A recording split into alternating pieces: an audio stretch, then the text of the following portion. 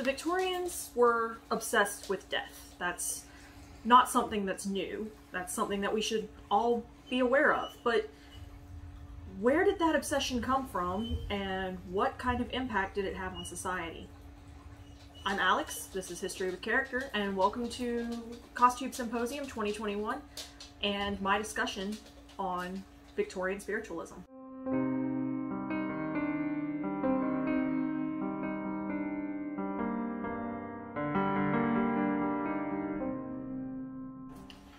The Victorians did some really intricate mourning rituals. They were known for their incredible need to show their grieving to the world.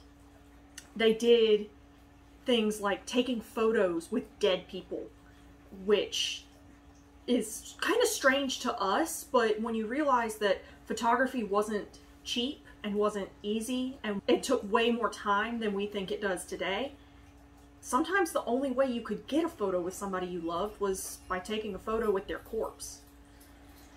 They also made jewelry out of people's hair and wore little lockets with the loved one's hair inside of it just to have a memento of their loved ones. It's strange to think about today, but we still do some of these mourning rituals in that we still wear all black to funerals, and you might see somebody continue to wear black for some period of time after. Mourning clothes were simultaneously a symbol of mourning to the world, but also they were kind of a symbol of oppression, if you think about it. The mourning wear industry was incredibly robust. It was also very, very expensive. A lot of people said that you had to wear mourning clothes made out of a particular fabric, which was called crepe. And the way that the crepe was woven, it meant that it was a very, very matte fabric, but it was also very itchy. It was very scratchy. The dyes were not super great, and they would actually stain people's skin. Not to mention some of the chemicals that they used in making crepe we wouldn't use today because they're toxic. And a Victorian widow, well, a well-to-do widow, would have the full-on veil, which means that she would be breathing in all of those really gross chemicals. Besides that, mourning wear was also really, really expensive. A lot of people would say, you know, oh, I'm in mourning, I want to express that, but I don't have the money to buy more than 2 or 3 dresses that would fit this dress code. There's even one famous anecdote where it was a widow saying that she believed that she needed to be in the full mourning, but she could only make it sustainable for 6 months. According to the Victorians and social etiquette of the time, women were supposed to be in mourning for their husbands for 2 years or more. That's really intense. Of course, women were held to a higher standard than men were. Victorian social standards around mourning were kind of strange because depending on how you were related to the person would explain how long you needed to be in full mourning, half mourning, all of that fun stuff. Women were expected to mourn for a husband for upwards of 2 years. Men were supposed to mourn for a wife for a few months. Even then, men in full mourning still wore all black, or a lot of black, as an everyday standard. But men in mourning would wear just a black armband, or a black crepe band around their hat. That was their full display of mourning, where Victorian women, we have that stereotypical but also very true image of the woman wearing the formless black dress that just covers everything, and the veil that you can't see through. A lot of the time in theatrical presentations, you'll see the veil will be translucent. You can still see their face, but in reality, the most well-to-do women, you would not be able to see their face. That's something that I need to stop for a second and point out. A lot of the stuff that I'm talking about today are going to be about rich people. And these traditions and practices would have changed a lot as you moved down the social ladder. A lot of these practices are just, if you could afford to do it, you would. And if you couldn't afford to do it, well, you didn't belong in polite society. And that's the sad truth. Unfortunately, at this time, that means that a lot of people of minority status and lower class, particularly women of color, would not be able to participate in these sorts of rituals. Now, why were they so obsessed with death? I mean, we definitely had some death rituals leading up to the Victorian period, but what was going on that made death such a big part of society? There's a lot of different things that were happening, and it can be explained partially as the advent of a new scientific era.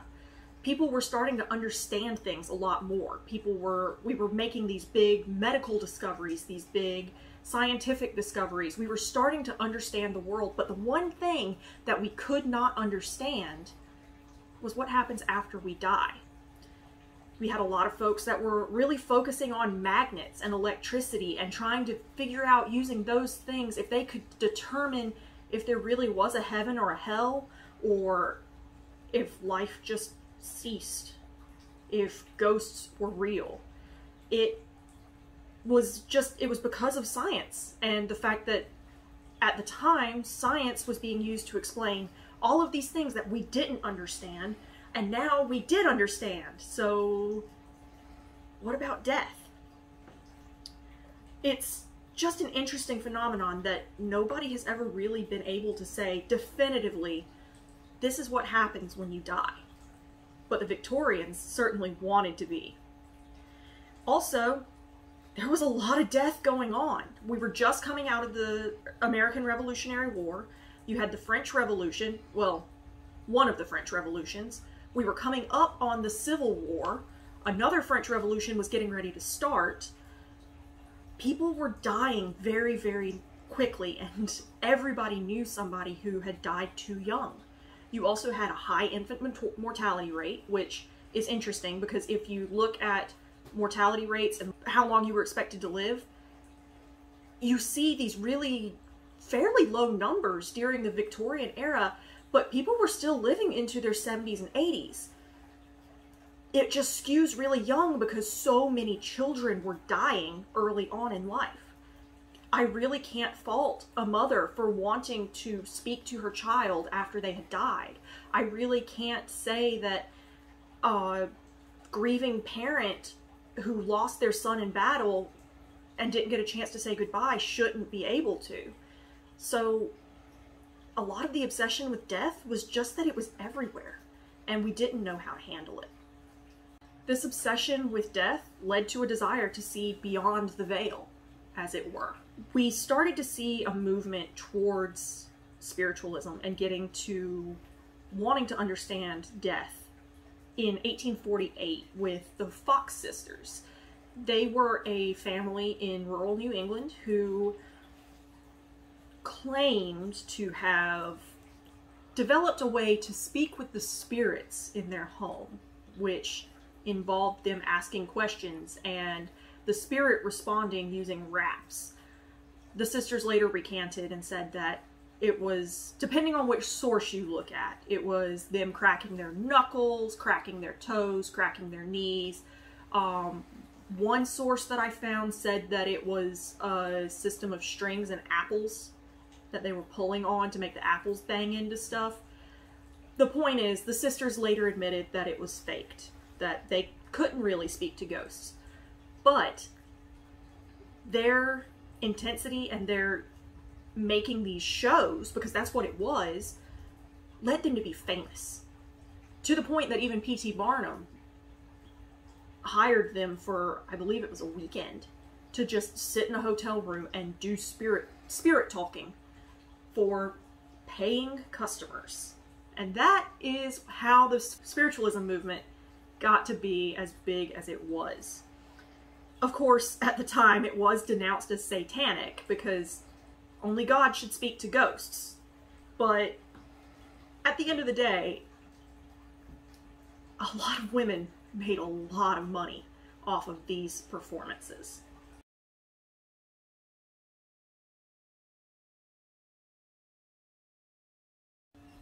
So the spiritualism movement started with spirit talking and using rappings to communicate with the spirits. But you also had what they called animal magnetism and what we would probably call hypnotism. And hypnotism was actually very popular even in the medical community. There were some doctors that swore by it and said that they would rather hypnotize a patient than try to knock them out any other way. One person even said, but for the discovery of chloroform, hypnotism might well have contributed more than it has done towards the well-being of the human race. Table rapping, on the other hand, was an early form of what we call the seance. Table rapping was done with one medium in a room with a bunch of other individuals, and they would communicate with the spirits and have the spirits communicate through them. Usually this took the form of table rapping. Hey, if you can hear me, rap twice. Well, 3 times, but you get the picture. This was a little shaky at best, and it led to this huge entertainment industry, because if one medium could do table rapping, well, this other medium needs to figure out how she can make her table rapping performances even better. This actually led to some really interesting things, because besides the mediums and the people that believed in these seances, you also had the debunkers who would actually show up to these seances completely uninvited and do their best to figure out how the medium was faking this performance. It gets absolutely insane. I love it. It is so much fun. There was one that ended up being 3 mediums got into a fight that ended in the discovery and publication of the fact that one of the mediums was using her tarot and spiritualism and seance readings as a cover for her brothel, which, guys, the Victorians had so much tea to spill. It's amazing. They also said that they would be able to speak with the dead and would often use their words speaking with the dead to further their own political views and opinions, which led to some very interesting situations where you had founding fathers discussing how evil slavery was despite being slave owners themselves. It got weird, is what I'm trying to say here. Table rapping eventually evolved into more and more elaborate seances, including what they call a manifestation seance. This usually involved a cabinet or cupboard of some kind that they would allow people to look into. Their medium would go in, all of the lights would turn off, and suddenly there would be a ghost in the room. Gee, I wonder how that happened. Debunkers were very keen to get in on these manifestation seances. There was actually a prize given by Harry Houdini and a couple of his friends for anybody that could prove beyond the shadow of a doubt that they could actually manifest a ghost. Nobody ever won that prize. To this day, there is still a prize for somebody who could prove that they can do actual magic. Nobody's won that prize either. The closest that anybody came to winning the Houdini prize was a medium and her husband, but we'll get into that in a little bit when we talk about some of the more unfortunate implications of this whole movement. The manifestation seances were consistently debunked. In one instance, a medium claimed to be channeling the spirit of a 10-year-old boy, and then the debunkers realized that she was wearing a corset. Yeah, 10-year-old boys don't wear corsets, especially not in this time period. So often they would go into the cabinet and find the medium's clothes, where they had been removed and changed into the costume of the ghost that they were channeling. That was one really fun incident that Houdini and his buddies were able to debunk. They found out about the 10-year-old wearing a corset. A lot of the other manifestation seances were debunked just by basically holding the medium down during a seance. Can't rap on a table if you're holding hands with some people and other people have their hands on your legs and ankles, which is scandalous. It gets really frustrating when we talk about the debunking, because a lot of times these women were being treated very poorly. Yes, obviously they're trying to debunk what this person is doing, but in doing so they're almost sexually assaulting her. In one case, the woman was sexually assaulted. That's the one that I was talking about earlier with Houdini and his buddies that almost got the prize. She let one of the judges touch, and that made the judge change his mind about not wanting to give her her prize money. It wasn't great for women, but at the same time, it was great for women. This was a job that they could do that wasn't really difficult work. Like, yeah, setting up the illusions and everything, that would be pretty tough, but would you rather do this or work back-breaking labor as a maid or as a merchant's wife? Or basically, your choices weren't great if you were a woman, and this was pretty easy money in the grand scheme of things. In addition, women wanted their voices heard. We're starting to see the beginnings of the feminist revolution and women's suffrage movements, but they couldn't get their voices heard. Abolitionists couldn't get their voices heard. But mediums could get their voices heard. A lot of people, as soon as they heard that there was a medium in town, they were buying tickets left, right, and center to go listen to what they had to say. So you channel the spirit of, I don't know, Thomas Jefferson. And he starts talking about how terrible it is that slaves are slaves. Well, a lot of these people like Thomas Jefferson. And they come out of there going, maybe enslaved people are actually people. It was a way to get your political opinion heard and also spread the word of abolition and women's suffrage. The money? Just a cherry on top, really. The other thing to remember was that in the Victorian era, your reputation was everything.